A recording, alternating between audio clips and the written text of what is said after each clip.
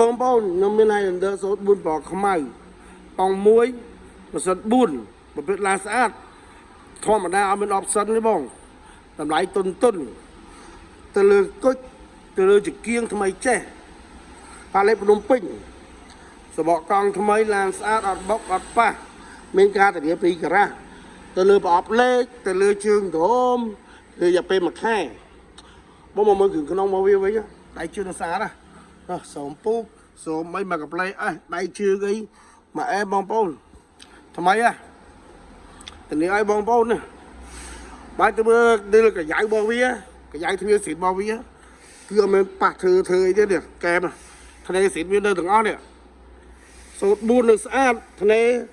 លើដើមនេះថ្នេស៊ីតនៅស្អាតទាំងអស់បងអត់បុកអត់ប៉ះទេពេលច្រើននៅខាងការ៉ាខាងពួកខ្ញុំដូចតែឡានស្អាតឡានសើខ្ញុំមិនលក់អី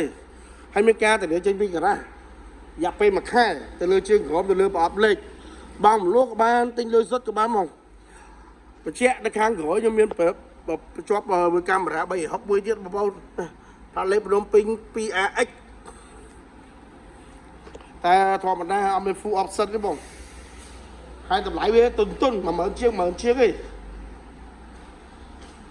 ខ្ញុំឲ្យមើលរៀងដល់ខ្ចីរវក់របស់ Highlander 04បងប្អូនអេណាបងប្អូនអើយតែវារៀងឆ្អៀតតិចខ្ញុំអត់បានធ្វើវីដេអូមកក្រៅក្នុងក្រាមមកទៅ